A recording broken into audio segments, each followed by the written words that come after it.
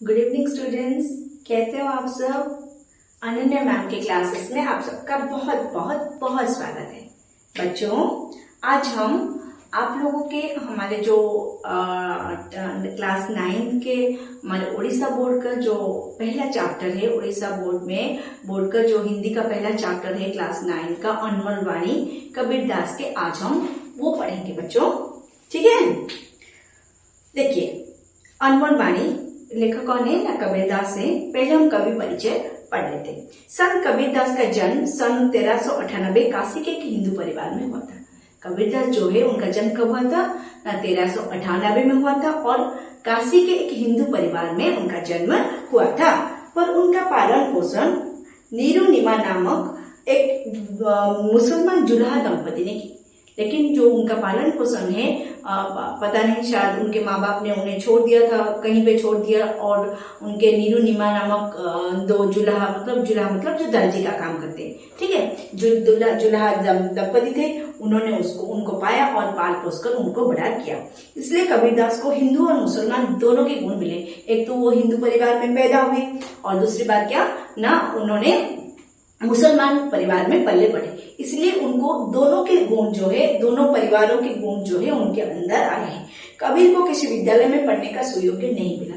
वो जब मतलब वो इतने गरीब थे, वो कहीं विद्यालय मतलब गए ही नहीं थे, उनके माता पिता ने उन्हें भेजा ही नहीं था, तो कोई भी वो विद्यालय गए ही नहीं, ठीक है। लेकिन वे बड़े तेज बुद्धि वाले बालक थे। वो बहुत ही, उनका दिमाग जो है बहुत साफ था, बहुत तेज था और बचपन से बहुत कुछ उन्हें पता था। वे जुल्हे का काम करते थे, मतलब दर्जी का, उनके माता पिता तो जुल्हे का काम करते थे, इसलिए वो भी जुल्हे का काम मतलब दर्जी का काम करते थे।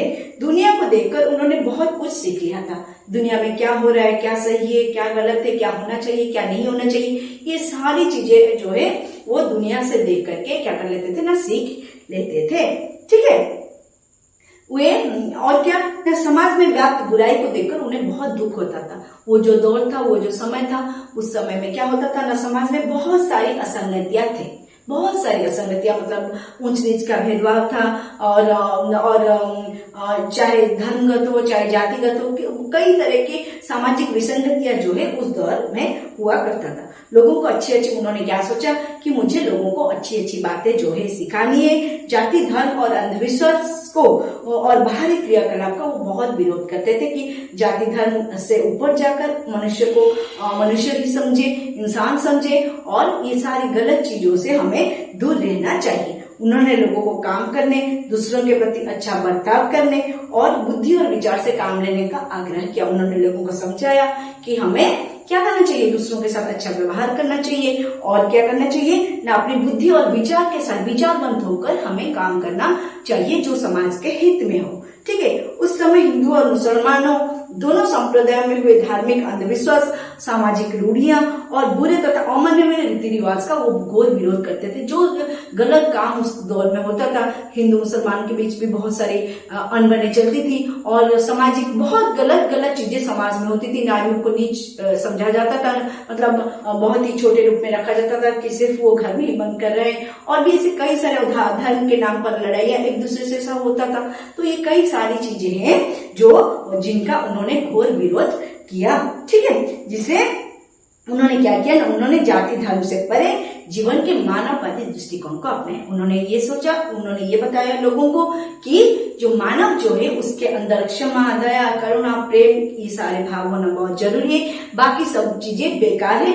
ये जो धर्म के नाम पर लोग लड़ रहे हैं एक दूसरे से, ये सब के कोई महत्व नहीं है। उन्होंने ऐसी बातें बोली जो कि सारे धर्म लोगों ने उनकी बातों को अपनाया, जिसे गृहस्थ, सन्यासी, हिंदू, मुसलमान सब उनकी बात को अपनाने लगे। कबीर ने तप, तीर्थ, व्रत की जगह उन्होंने नैतिकता, सदाचार और ज्ञान और प्रेम को ही क्या किया ना, प्रेम पर जोर दिया। उन्होंने ये पूजा पाठ करना, तीर्थ व्रत करना, इससे धर्म नहीं मिलता है।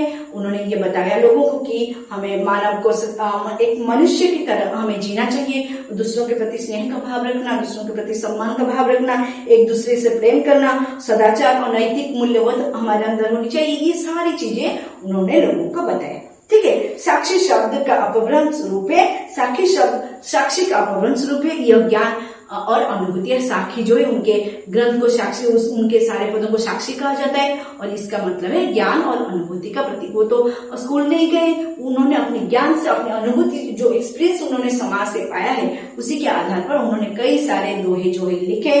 दोहे का मतलब जानते हो बच्चों, दो पदों के मेल को दोहा कहा जाता है। दो पदों में पूर्ण अर्थ व्यक्त होता है, इसको हम दोहे कहते हैं। ठीक है, कबीर की साखियां इससे ज्ञान और अनुभूति की साक्षी है और अर्थात मतलब उन्होंने अंतःकरण से इसको महसूस किया है कि यही सही है, समाज में यही सब होना चाहिए।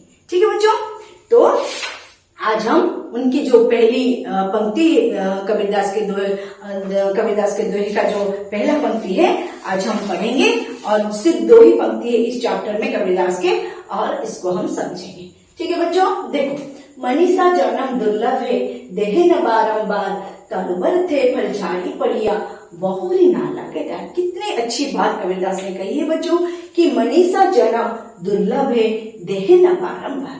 ये जो मनुष्य का जन्म भगवान ने हमें दिया है ये दुर्लभ है, ये बार बार नहीं मिलता है। अगर एक बार मनुष्य का जन्म नष्ट हो जाए, मनुष्य अगर मर जाए तो दोबारा ये शरीर उसे नहीं मिलता, या मिलता है भगवान जाने, वो तो हमें भी नहीं पता। जितना हम जिए हैं, जितना हम जन्म से लेकर मृत्यु तक का जो सफर है हमारा, हमें उसी समय में उसी हमारी जो क्षणभंगुर टेम्पररी शरीर है ना, जन्म से लेकर मृत्यु तक का एक टेम्पररी शरीर है, तो उसी के अंदर हमें क्या करना चाहिए ना, भगवान की आराधना करनी चाहिए, हमें लोगों को अच्छी अच्छी बातें सिखानी चाहिए और क्या करना चाहिए ना, हमें इससे जो काम वासना से मुक्त होकर हमें त्यागना चाहिए और क्षण भर शरीर के रहते हमें ईश्वर की उपासना करनी चाहिए। और इसका उदाहरण देते हुए उन्होंने कहा है, तरुवर थे पर झाड़ी पड़िया, बहुरी ना लागे डार। तरुवर मतलब पेड़ से तरुबर थे फल झाड़ी पड़ना, झाड़ी पड़िया मतलब झड़ पड़ना।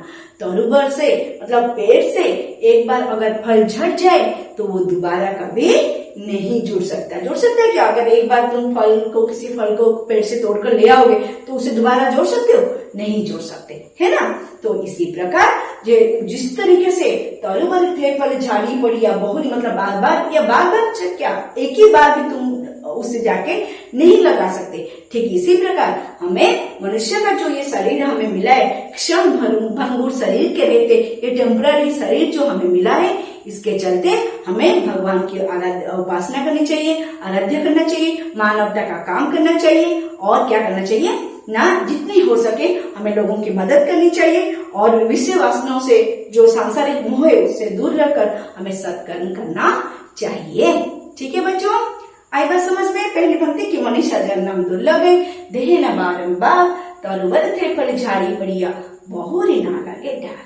ठीक है, उसके बाद की पंक्ति देखो बच्चों, सोना सज्जन साधु जन, टूटे जुड़े सो बार, दुर्जन कुंभ कुंभार के एक धक्का धरा। सोना सज्जन साधु जन, टूटे जुड़े सो बार, दुर्जन कुंभ कुंभार के एक धक्का धरा। कवि कहते हैं कि सोना जो है सज्जन व्यक्ति मतलब अच्छे इंसान जो है वो किसकी तरह होते हैं बच्चों पता है? सोने की तरह होते हैं। मतलब सोना अगर तुम्हारे कान के घर में जो सोने तुम लोग पहने होंगे, ये तुम्हारे माताजी पहने होंगे, तो वो अगर किसी वजह से टूट जाए तो उसको हम क्या करते हैं, दोबारा सोनार के पास ले जाते हैं और उसको ठीक करके ले आते हैं। मतलब सोना जितनी भी बार टूट जाए हम उसे क्या कर सकते हैं ना, जोड़ सकते हैं, दोबारा हम उसे जोड़ सकते हैं। ठीक है, और जो सज्जन व्यक्ति होते हैं, कवि ने सज्जन व्यक्ति को सोने के साथ तुलना की है। जो सज्जन व्यक्ति होते हैं वो मतलब चाहे कुछ भी हो जाए वो अपने किसी के साथ भी ऐसे ही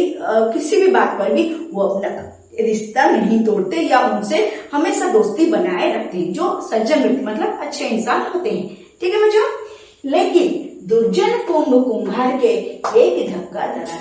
कवि कहते हैं लेकिन जो दुर्जन व्यक्ति होते हैं, बुरे व्यक्ति होते हैं, वो क्या करते हैं ना, थोड़े से खिटपिट होते ही वो अपना रिश्ता तोड़ देते हैं। किस तरह ना, दुर्जन कुंभ कुंभार के, कुंभ मतलब क्या, घड़ा, कुंभार के घड़े की तरह। कुंभार जो घड़ा मतलब मिट्टी के जो घड़े होते हैं ना, वो जो घड़े बनाते, वो अगर तुम्हारे हाथ से एक बार छूट जाए तो वो कभी भी दोबारा नहीं जोड़ा जा सकता है। जैसे सोने अगर टूट जाए तो हम उसे जोड़ सकते हैं, लेकिन अगर घड़ा टूट जाए तो हम उसे नहीं जोड़ सकते। ठीक है बच्चों, तो दुर्जन व्यक्ति कैसे होते हैं ना, कुम्हार के घड़े की तरह होते हैं, जो एक बार थोड़ी सी अगर किसी के साथ अनबन हो जाए, अपनी दोस्ती में अगर वो ऊंच नीच हो जाए तो वो अचानक से रिश्ता तोड़ देते हैं और रिश्ता निभाते ही नहीं। लेकिन जो सज्जन व्यक्ति होते हैं, जो अच्छे इंसान होते हैं, वो चाहे कुछ भी हो जाए अपने रिश्ता जो है समाज में बनाए रखते हैं, सबके साथ मिलजुल कर रहते हैं। लेकिन दुर्जन लोग जो होते हैं वो छोटी छोटी चीजें पर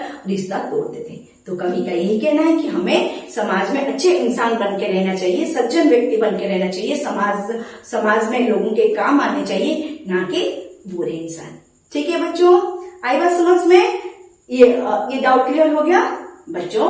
ये मेरी इस अनन्या मैम के क्लासेस में आप लोगों के हमारे उड़ीसा बोर्ड के जितने भी हिंदी के चैप्टर्स हैं, सिर्फ हिंदी नहीं, Hindi, Odia, English, social science, मतलब इसके सारे चैप्टर में पढ़ाऊंगी। तो मेरे चैनल को सब्सक्राइब कर लेना और बेल आइकन को दबा देना, ताकि मैं जो भी वीडियो अपलोड करूं वो आप तक पहुंच पाए। ठीक है, अगर मेरी वीडियो पसंद आए तो लाइक, शेयर, सब्सक्राइब करना बिल्कुल मत भूलना। Thank you, bye bye.